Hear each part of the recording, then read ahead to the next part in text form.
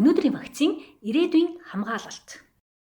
Өмнөх одоо нөгөө нэг туссан хорт хавдар бол нэлийн хүн чатны хавдар байсан. Тэрийг даван туулаад одоо ингээ хяналтанд явж байгаа.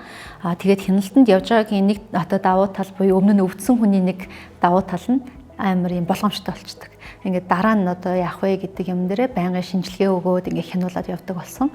Тэрнийхээ ачаар явжгаад би одоо ингээд умаа үзүү хорт хавдрын урьдчил өвчнөд буюу одоо яг умаа үзүү хавдар болохоос наад мэдсэн гэсэн үг байхгүй тий. Тэгмэд энэ өвчин маань одоо яаж үүсдэг вэ гэхээр HPV буюу Human Papilloma одоо virus гэж байгаа тий. Энэ вирусээр үүсгдэг одоо ихэвчлэн одоо үүсгэгддэг гэж заавал биш гэхдээ хамгийн 90% нь баг HPV-гээр үүсгэгдэж байгаа. Тэгээ HPV-ийн дотроо их олон төрөл байдгаас 16, 18 гэдэг нь хамгийн аюултай одоо хавдар болдог эрсдэлтэй төрлүүд нь.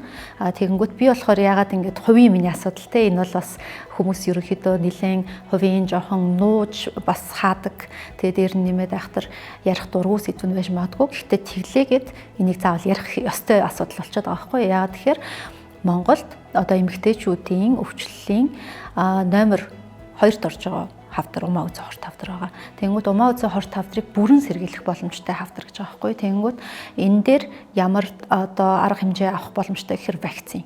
Тэр нь болохоор HPV-гийн вакцин гэж одоо байгаа. Тэгээд энэ вакцины 3 тонн хийлгсэн хүмүүс бол энэ хавдрыг одоо тусахгүй байх бүрэн боломжтой ийм хавдар байгаа. Хавдраас сэргийлэх арга бол энэ вакцин байгаа байхгүй юу. Тэгэнгүүт одоо энд HPV-гийн вакцин бол Gardasil-гийн вакцин байгаа. Тэгээ энэ вакциныг Монголд яг товлолт вакцинууд хийгдэж байгаа.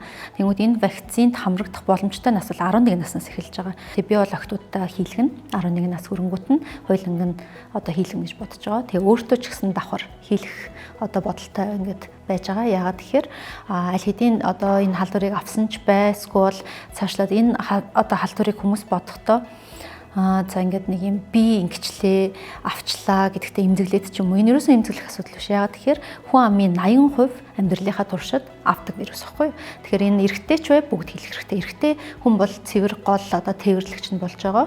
Эмэгтэй хүнд хавдар болоод байгаа юм өвчин. Тэгэхээр эрэгтэйч хүүхэдтэй хийх хэрэгтэй, эмэгтэйч хүүхэдтэй хийх хэрэгтэй ийм л одоо вакцин байгаа та.